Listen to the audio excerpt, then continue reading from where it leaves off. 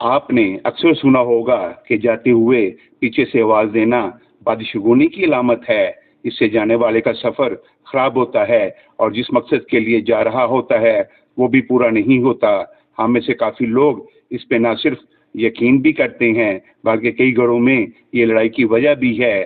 جاتے ہوئے پیچھے سے آواز دینا کوئی بادشگونی نہیں، بادشگونی کوئی چیز نہیں، یہ سب وہم ہے۔ پیچھے سے آواز دینے کو برا شگون سمجھنا توم پرستی ہے جو اللہ پر کامل یقین کے خلاف ہے۔ آپ کو چاہیے کہ ان باتوں پہ یقین رکھنے کی بجائے صرف اللہ پہ یقین رکھیں کہ جو کچھ ہوتا ہے وہ اللہ کی طرف سے ہوتا ہے۔ یاد رکھیں توم پرستی کی کوئی شرعی حیثیت نہیں ہے۔ یہ سب باتیں بے بنیاد ہیں، ان کا حقیقت سے کوئی تعلق نہیں، اس لیے اس پہ یقین نہیں کرنا چاہیے۔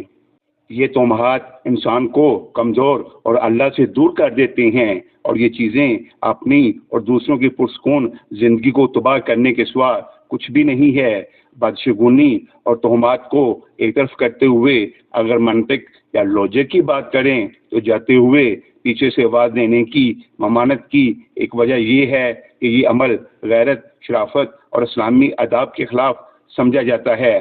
یہ دوسروں کو شرمندہ کرنے اور بدنام کرنے کے مترادف ہے اور یہ فحش اور بے حیائی کی علامت ہے۔ اس سے معاشرے میں فحاشی اور غلط خیالات کو فروغ ملتا ہے۔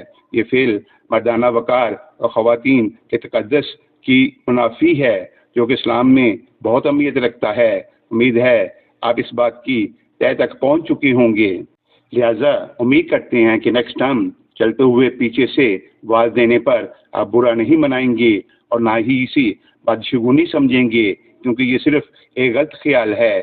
اپنے یقین کو اللہ پر مرکوز کریں اور یہ توہمات دل سے نکال دیں تو زندگی آسان ہو جائے گی، نہ صرف آپ کی بلکہ بہت سارے دوسرے لوگوں کی بھی۔ اگر آپ کو یہ ویڈیو پسند آئے تو چینل کو سبسکرائب کر دیں، کومنٹس میں اپنی رائے ضرور دیں۔ آپ کی سوچ ہمارے لیے قیمتی ہے اور اس پیغام کو دوسروں تک پہنچائے۔ دعا ہے اللہ تعالیٰ آپ کا حامی و ناصر ہو، آمین۔